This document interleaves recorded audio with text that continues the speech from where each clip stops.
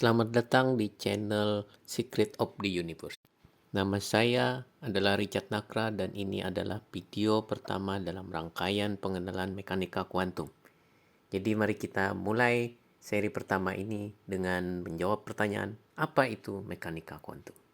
Mekanika kuantum itu adalah teori yang menjelaskan dinamika atau bagaimana benda itu bergerak tapi dalam segi mikroskopis. Nah, ini merupakan cabang mekanika dalam fisika yang bisa kita bagi menjadi tiga.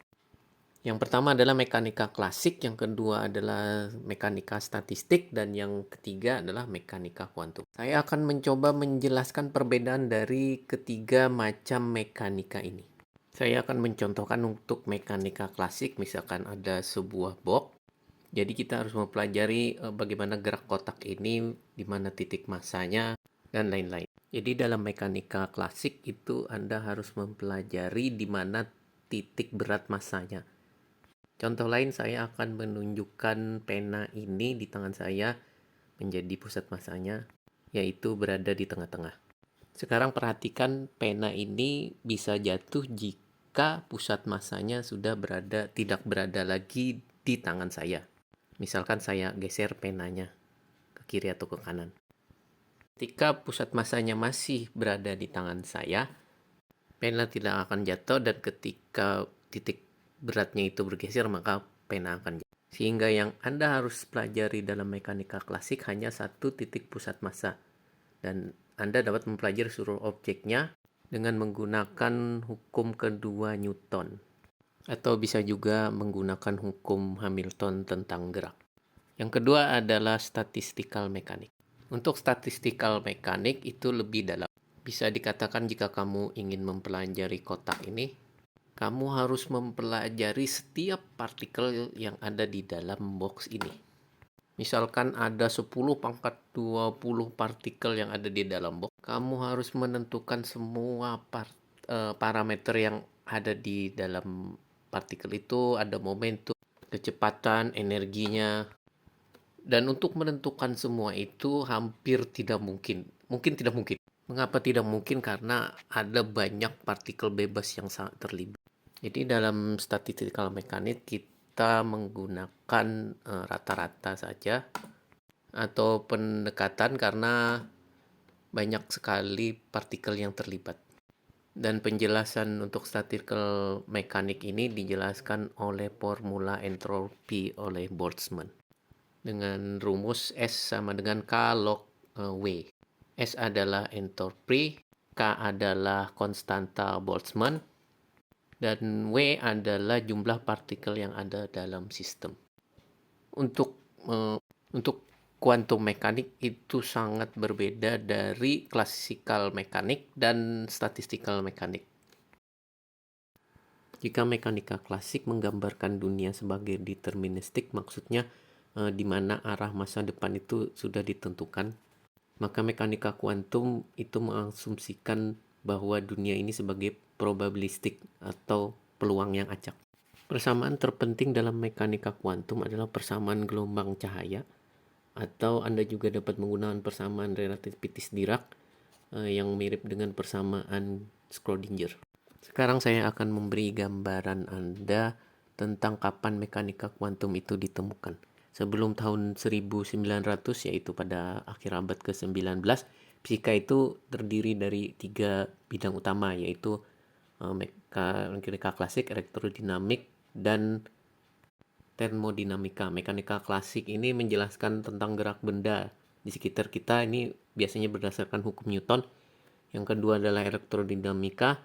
Elektrodinamika ini menjelaskan radiasi yang dikenal dengan 4 persamaan Maxwell. Ini menggambarkan hubungan antara listrik dan magnet.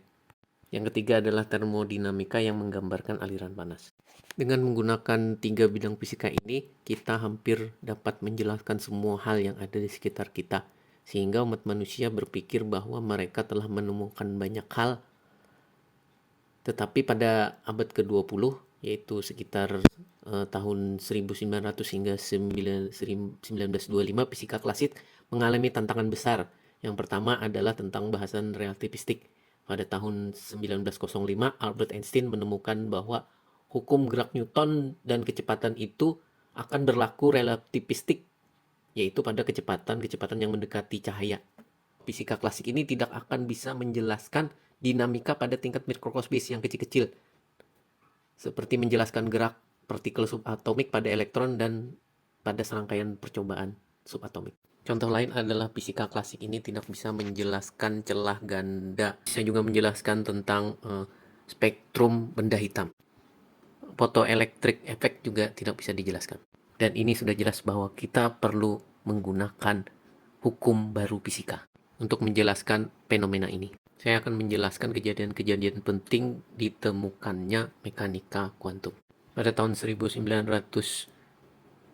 Planck menemukan radiasi benda hitam. Disinilah awal ditemukannya mekanika kuantum. Setelah itu 5 tahun berikutnya, Einstein menggunakan konstanta Planck untuk menemukan photoelektrik. 1911, Rutherford menemukan inti atom. Dan tahun 1913, Niels Bohr mengemukakan model atom hidrogen. Begitu seterusnya, sehingga akhirnya pada 1925, Schrödinger itu memberikan gambaran kepada kita tentang apa itu mekanika kuantum.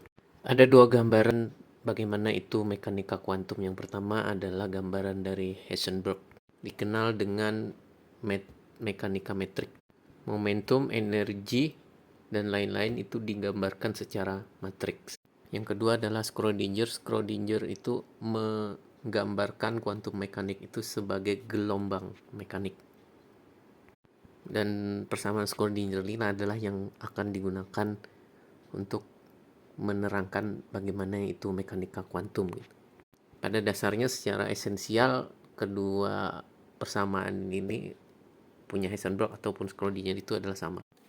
Anda pasti pernah mendengar bahwa orang mengatakan bahwa mekanika kuantum sangat sulit untuk dipahami. Mereka tidak memahaminya dan bahkan Niels Bohr mengatakan jika mekanika kuantum belum terlalu mengejutkan Anda, artinya Anda belum memahaminya. Ya, semua ini karena ada 2 alasan utama. Yang pertama adalah bahwa mekanika kuantum itu bukan sesuatu yang kita hadapi dalam kehidupan sehari-hari. Di kehidupan sehari-hari ya kita dikelilingi oleh hukum gerak Newton.